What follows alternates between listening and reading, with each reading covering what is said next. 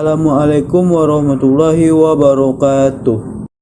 Tapi sebelum lanjut, jangan lupa subscribe, like, share, dan lonceng notifikasinya untuk mendukung channel ini agar terus menyiarkan syiar Islam. Islam di Spanyol diawali sejak masa dinasti Muawiyah di bawah kekhalifahan Khalid bin Walid yang berpusat di Damaskus.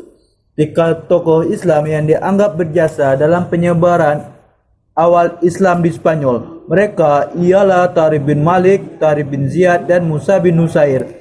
Wilayah ekspansi Islam ada zaman dinasti. Kemajuan di zaman dinasti Abbasiyah lebih di bidang ilmu pengetahuan, hukum Islam, filsafat, kedokteran, astronomi, matematika, transliterasi secara besar-besaran pun terjadi pada zaman ini karena kontak langsung secara intens dengan dunia barat. Kemajuan yang dicapai Barat sekarang tidak bisa lepas dari peran Islam, karena setelah rangkaian panjang sejarah kegemilangan Islam di Spanyol, Barat mengalami renaissance dan menjadi kiblat dunia sampai sekarang. Pada zaman klasik, Islam pernah mencapai masa keemasan dan kejayaan yang tak akan pernah terlupakan sepanjang sejarah kehidupan manusia. Pada saat itu, Islam telah menjadi pusat peradaban di seluruh dunia. Masa keemasan dan kejayaan Islam itu antara lain adalah di Spanyol. Saat itu, Spanyol merupakan pusat peradaban Islam yang sangat penting menyayangi Baghdad di timur. Dari sinilah orang Eropa banyak menimba ilmu dan belajar di perguruan-perguruan tinggi Islam. Islam menjadi guru bagi orang-orang Eropa, sehingga ketika Islam mulai memasuki masa kemunduran, Eropa bangkit dari keterbelakangan. Kebangkitan itu bukan saja terlihat dalam bidang politik dengan keberhasilan Eropa mengalahkan kerajaan-kerajaan Islam dan bagian dunia lainnya, tetapi terutama dalam bidang ilmu pengetahuan dan teknologi. Bahkan kemajuan dalam bidang ilmu pengetahuan dan teknologi itulah yang mendukung keberhasilan politiknya. Kemajuan-kemajuan Eropa ini tidak bisa dipisahkan dari pemerintahan Islam di Spanyol saat itu.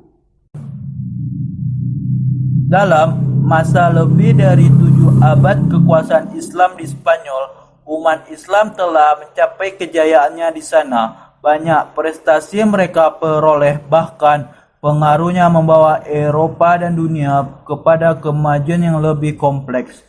Spanyol adalah negeri subur. Kesuburan itu mendatangkan penghasilan ekonomi yang cukup tinggi dan pada gilirannya banyak menghasilkan para pemikir, serta dengan kemajemukannya masyarakat Spanyol saat itu semuanya kecuali orang Kristen yang masih menentang kehadiran Islam ikut andil dalam memberikan sumbangsi pemikiran terhadap terbentuk lingkungan budaya Spanyol yang melahirkan kebangkitan ilmiah, sastra, dan pembangunan fisik di Spanyol.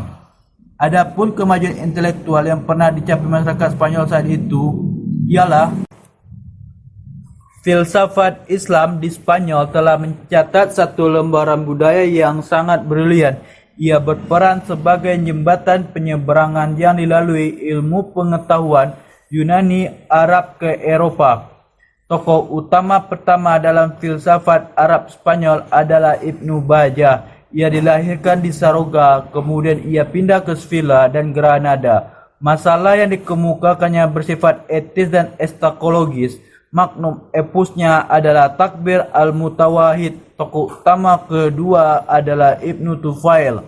Ia adalah penduduk asli Wadi Ais, sebuah dusun kecil di sebelah timur Granada. Ia banyak menulis masalah kedokteran, astronomi dan filsafat. Karya filsafatnya yang sangat terkenal adalah Hai Ibnu Yaqam. Sains, ilmu kedokteran, musik, matematika, astronomi, kimia, dan lain-lain juga berkembang baik di Spanyol saat itu. Orang yang paling masyhur dalam bidang ilmu kimia dan astronomi adalah Abbas bin Farnas. Dialah yang menemukan pembuatan kaca dari batu. Ibrahim bin Yahya al-Naqas terkenal dalam ilmu astronomi. Ia dapat menentukan waktu terjadinya gerhana matahari dan lamanya. Ia juga berhasil membuat teropong modern yang dapat menentukan jarak antara tata surya dan bintang-bintang. Ahmad bin Ibas dari Cordova adalah ahli di bidang obat-obatan. Ummu Al-Hasan bintu Abi Ja'far dan Al-Hafiz adalah ahli kedokteran dari kalangan wanita. Dalam bidang sejarah, geografi, lahir banyak pemikir terkenal, di antaranya adalah Ibnu Zubair dari Valencia. Ia telah menulis tentang negeri-negeri Muslim Mediterania dan Sisilia. Ibnu Battuta dari Tangier telah berhasil mencapai Samudra Pasai dan Cina. Ibnu Qutb telah berhasil menyusun riwayat Granada, sedangkan Ibnu Khaldun adalah perumus filsafat sejarah.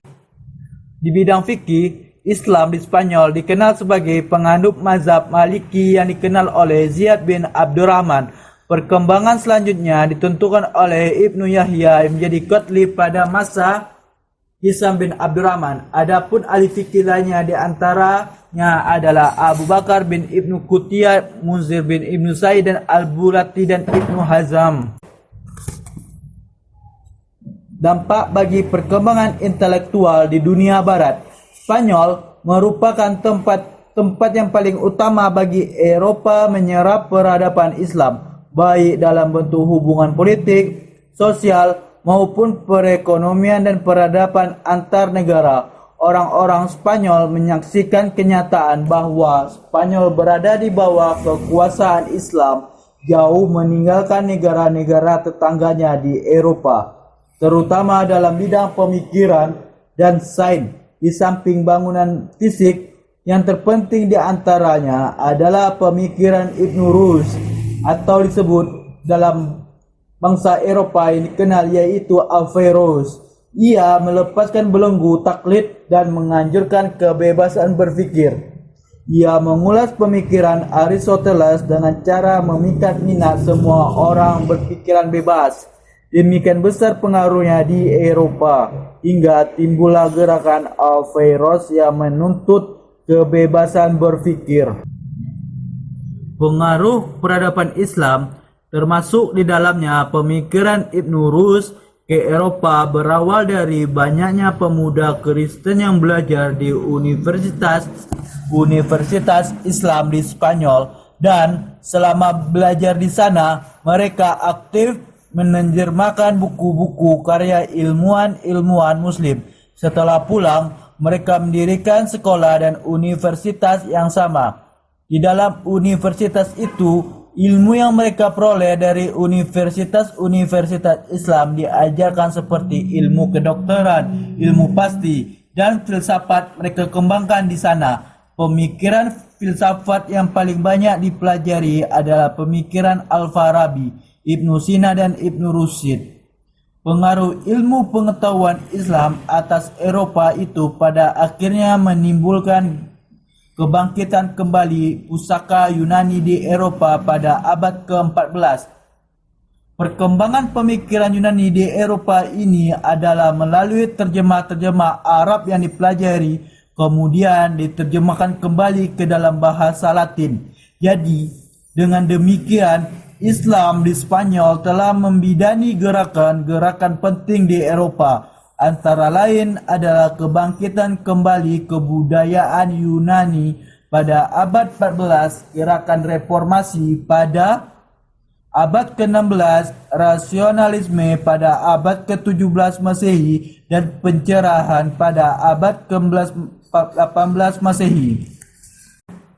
Dari yang kita dapat simpulkan bahwa Spanyol merupakan tempat yang paling utama bagi Eropa dalam penyerapan ilmu pengetahuan yang dikembangkan untuk umat Islam di sana, serta peradabannya baik dalam hubungan politik, sosial maupun ekonomi, dan peradaban antar negara. Orang-orang Eropa menyaksikan kenyataan bahwa Spanyol berada di bawah kekuasaan Islam, jauh meninggalkan negara-negara tetangganya di Eropa, terutama dalam di bidang pemikiran dan sains. Di samping itu, juga peradabannya, yakni bangunan-bangunan fisik lainnya. Selanjutnya, dari wilayah Spanyol ini mengalir berbagai pengetahuan untuk memajukan dan memperbaiki segala ketinggalan bahkan mencapai kejayaan hingga abad ini sebagaimana yang kita alami saat ini. Allahu alam bisawab.